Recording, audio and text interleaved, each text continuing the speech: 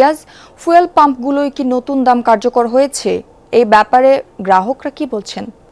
প্রজ্ঞাপন জারির পরপরই গতকাল রাত থেকে অর্থাৎ রাত 12টার পর থেকেই এই যে নতুন যে দাম সেই দাম কার্যকর করেছে পেট্রোল পাম্পগুলো এবং পাম্পগুলোতে সকাল থেকে আমরা যেটি দেখেছি যে এর আগে যেই ঘটনাটি ঘটতো মূলত যখন স্বাভাবিক অবস্থায় ছিল তখন যখন এই দাম কার্যকর বা এই দাম ঘোষণা দেওয়া হয় তখন থেকেই পাম্পগুলো দীর্ঘ লাইন থাকে, যেহেতু রাত 12টা থেকে কার্যকর হয়, তার আগে দীর্ঘ লাইন থাকার কথা, কিন্তু গতকাল রাতেও খুব একটা লাইন ছিল না এবং কার্যকরের পর আজকে স্বাভাবিকই রয়েছে সবগুলো পেট্রোল পাম্পের অবস্থা। আমরা দেখেছি যারা গ্রাহক রয়েছেন তারা আসলে একটু কেউ ক্ষুব্ধ প্রতিক্রিয়া ব্যক্ত করেছেন, আর কেউ বলেছেন যে আসলে সরকার যেভাবে সিদ্ধান্ত নিয়েছেন সেটি বিশ্ববাজারের সাথে সমন্বয় রেখে সেই বিষয়ে আসলে তাদের কোনো বক্তব্য নেই, অর্থাৎ মিশ্র প্রতিক্রিয়া রয়েছে গ্রাহকদের মধ্যে।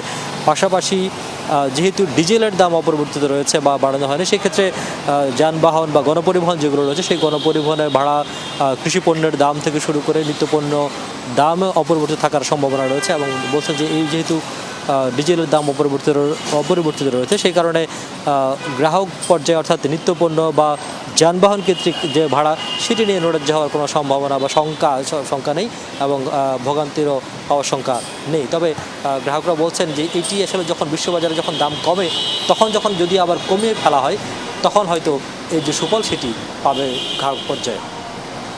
রিয়াজ, আপনাকে ধন্যবাদ।